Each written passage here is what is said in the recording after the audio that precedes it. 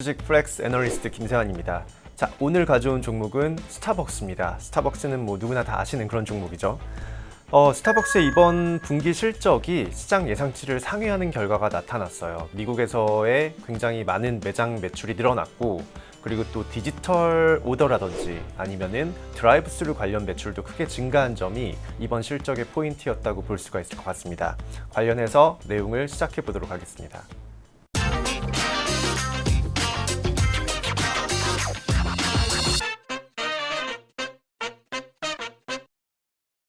네, 스타벅스는 커피 체인으로 워낙 유명하죠. 예전에 제가 몇 년 전만 하더라도 스타벅스 커피를 몇 잔 마실 거면 스타벅스 주식을 한 주 사자 이렇게 얘기를 했었는데, 지금은 한 주당 가격이 10만 원이 이제 훌쩍 넘어갔습니다. 그렇기 때문에 커피값 몇 번 아낀다고 스타벅스 주식 한 주를 사기에는 이제는 약간 스타벅스의 성장도 빠르게 올라왔습니다. 자, 스타벅스의 기업 개요부터 간단하게 한번 짚고 넘어갈게요. 시애틀에 본사가 있죠. 스타벅스 시애틀, 굉장히 유명한 그런 또 매장이기도 하죠.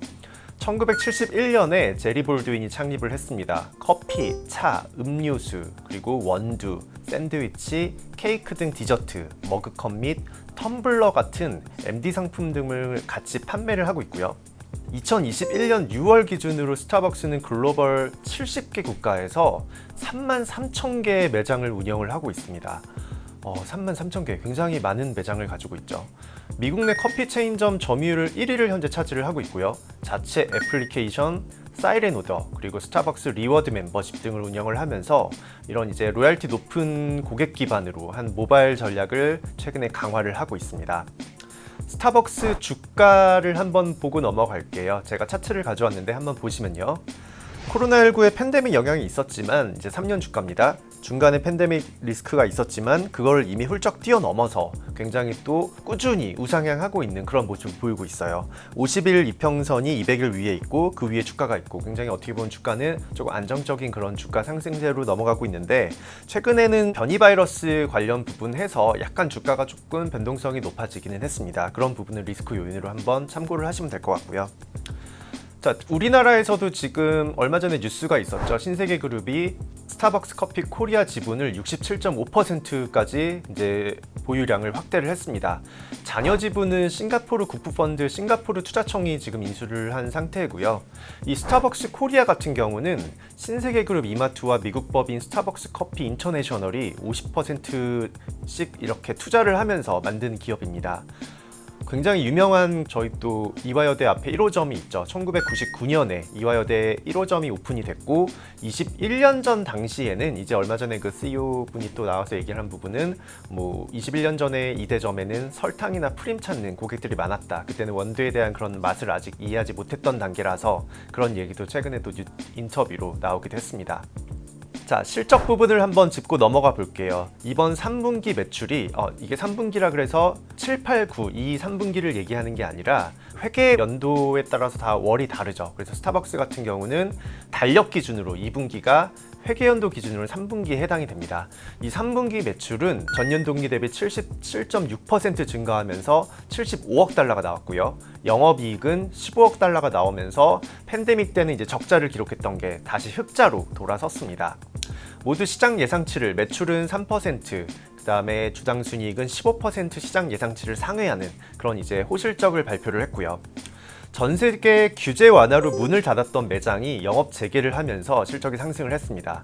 동일 매장 매출, 어떻게 보면 이제 과거에 있던 매장들, 1년 전에 있던 매장들이 그대로 이제 그 매장에서 얼마나 많이 나왔냐, 이거를 좀 살펴보는 건데, 동일 매장 매출은 73% 정도 성장을 했어요. 많이 올라왔죠. 352개의 점포가 신규 오픈을 했고, 총 점포 수는 전년 동기에 비해서는 3.5% 증가한 33,000개가 현재 집계가 되고 있습니다.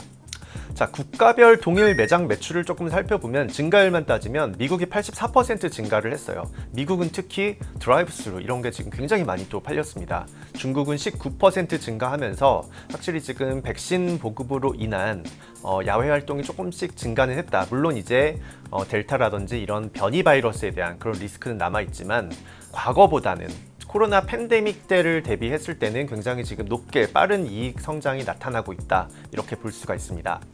주당 순이익은 1.01달러로 흑자 전환을 했고요. 시장 예상치를 29% 상회하는 그런 결과가 나왔어요. 스타벅스 이사회는 이번에 배당금 0.45달러 승인을 하면서 주주 환원에도 꾸준히 신경을 쓰고 있는 그런 모습이 나오고 있습니다.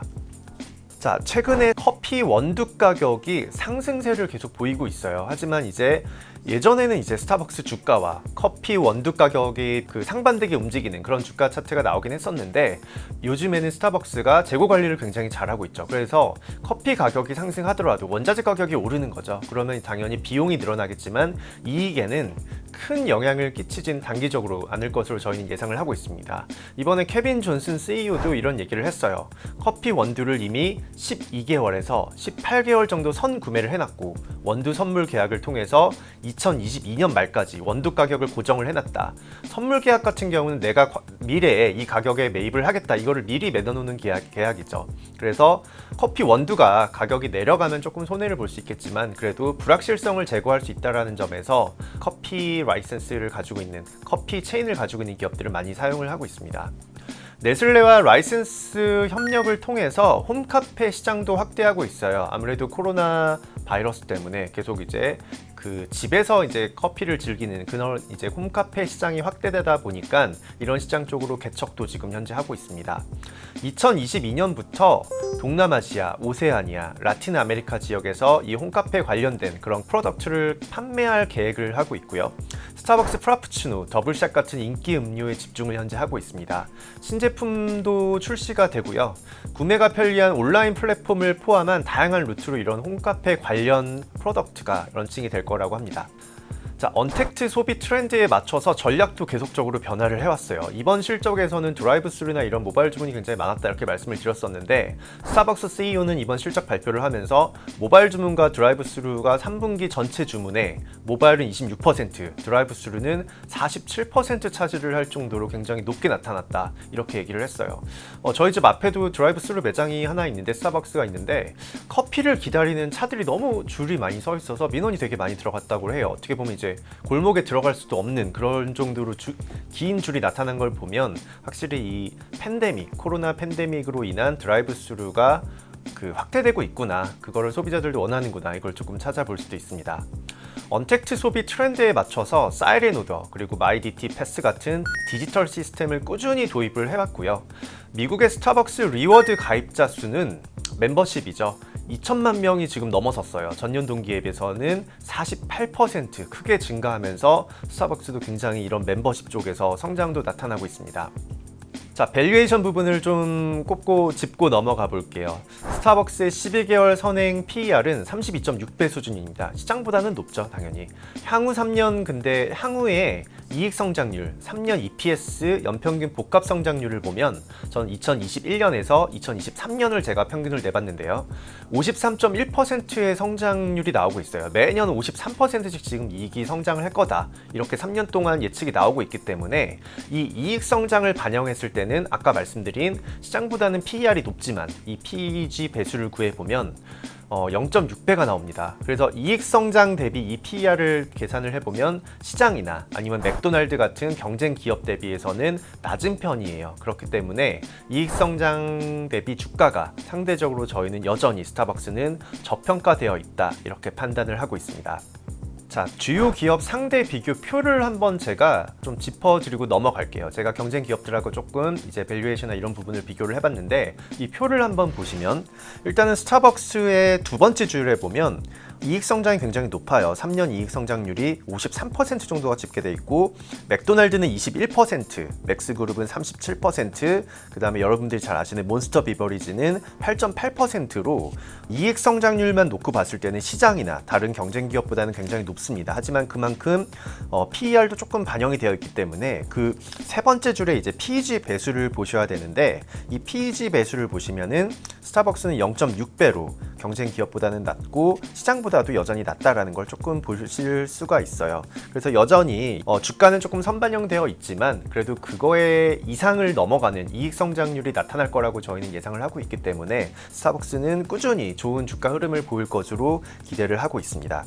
자, 규제 완화에 따른 매장 영업 재개로 이제 리오프닝이라고 하죠. 그런 이제 실적 상승도 저희가 기대되고 있어요. 스타벅스도 이번 분기 실적을 내놓으면서 2021년 총 매출 가이던스를 291억 달러에서 293억 달러 정도가 나올 거다 이렇게 예측을 했는데 기존보다는 상향을 했습니다. 기존에 이제 제시했던 부분보다는 상향을 했고 주당 순이익도 3.2달러에서 3.25달러 정도가 나올 거다 이렇게 또 가이던스를 제시를 했고 기존에는 2.9에서 3.0달러였어요. 그거보다는 지금 훨씬 상향된 그런 지금 가이던스를 내놨기 때문에 실적 볼 때 항상 관전 포인트가 있죠. 일단은 과거 실적이 이제 발표할 실적이 시장 예상치를 상회했느냐 안 했느냐 이게 되게 중요한 포인트고, 두 번째는 그러면 향후의 가이던스가 이 기업이 내놓은 가이던스가 애널리스트들이 예측한 그 평균 시장 컨센서스를 또 상회하느냐. 그래서 과거 실적과 미래 실적을 지금 같이 비교를 해보면서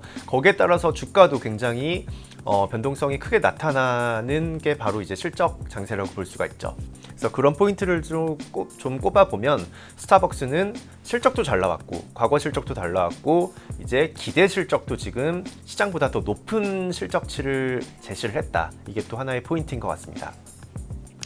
자, 스타벅스의 주당 순이익을 살펴보면 2021년부터 성장세를 나타낼 것으로 현재 지금 예상을 하고 있습니다. 보시면 2020년에는 이렇게 쑥 감소했던 부분이 다시 이제 올라오고 있는 그런 걸 그림을 통해서도 확인을 할 수가 있죠.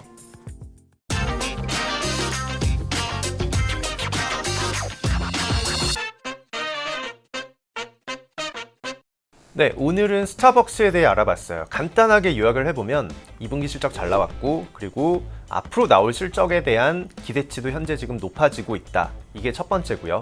두 번째는 팬데믹으로 인한 어떻게 보면 이제 델타 변이 바이러스 이런 것들이 조금씩 확산되면서 우려감은 커지고 있지만 그래도 스타벅스는 디지털 결제라든지 아니면 드라이브 스루 같은 그런 걸 통해서 또는 홈카페 시장 개척을 하면서 이런 이제 리스크 요인 부분을 조금씩 상쇄하고 있는 모습이 나타나고 있다. 이거를 하나의 포인트로 짚어보면 될 것 같습니다. 오늘 미국 주식 플렉스는 여기서 마치도록 하겠습니다. 감사합니다.